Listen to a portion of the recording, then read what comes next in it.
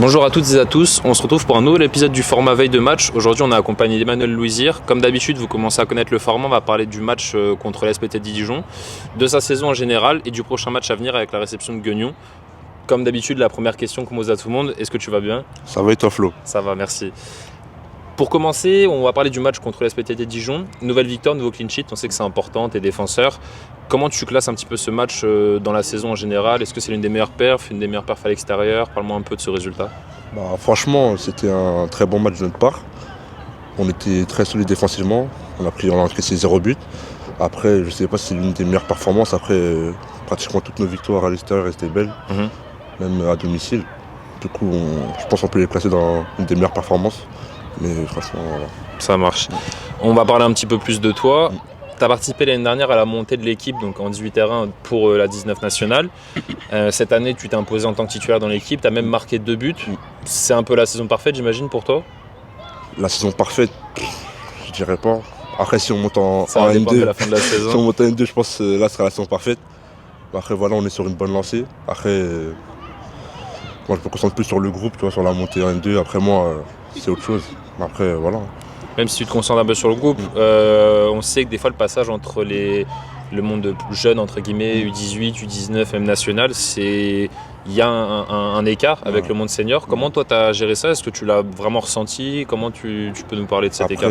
Voilà, l'année dernière, quand je suis arrivé en N2, je me suis très bien intégré dans le groupe, avec les plus grands comme Ahmed, Ibek, c'était l'année dernière qui m'ont pris comme un petit frère, tu vois, qui m'ont soutenu, qui m'ont toujours encouragé à avancer. Et franchement, j'ai pris en maturité, ce qui a fait que voilà, maintenant j'ai réussi à m'imposer dans le groupe en tant que défenseur. Après, voilà. Ça marche, t'en as parlé, c'est très bien, c'est la prochaine question. À quel point c'est important de compter sur des cadres, donc déjà dans le secteur défensif comme Valentin et Johan, et plus globalement des cadres comme on peut citer, tu as parlé de Ahmed, Ibé, Marvin, des joueurs qui sont expérimentés à ce niveau-là. À quel point c'est important de pouvoir compter sur eux pour continuer à prendre en maturité, en expérience à ce niveau-là? Après, en fait, ils sont là pour te guider. Comme moi, j'arrive, je suis tout jeune, on va dire que le foot, je connais moins qu'eux. C'est-à-dire qu'ils sont là, ils me dirigent, ils me guident. Et voilà, je pense que c'est mieux pour un jeune comme moi, quand tu as des cadres comme ça, qui te poussent à avancer. Du coup, c'est mieux. Pour finir, les deux dernières questions, un peu plus sur l'actualité. Tu es encore, entre guillemets, sur une jeune carrière, c'est ta première année en senior, etc.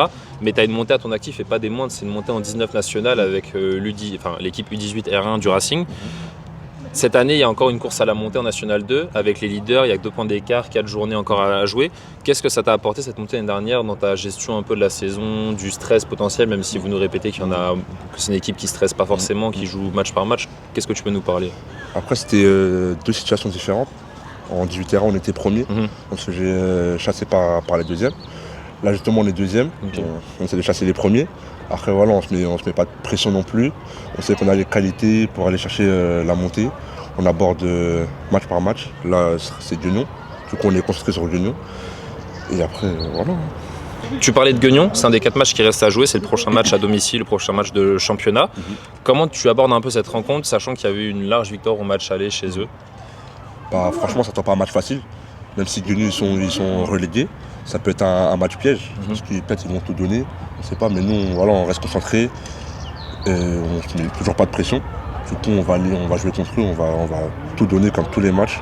Il reste 4 matchs, 4 finales, et voilà. Et on rappelle aussi du coup que l'entrée au stade est gratuite pour les derniers matchs et qu'il y a également un maillot à gagner à chaque match à domicile. Donc on vous attend nombreux, on sait que ça joue aussi sur les performances, c'est toujours appréciable d'avoir du monde qui encourage, etc. Et puis, on vous remercie d'avoir regardé ce format et puis on se dit à bientôt pour un prochain épisode avec un prochain joueur. Salut! Salut, Scar.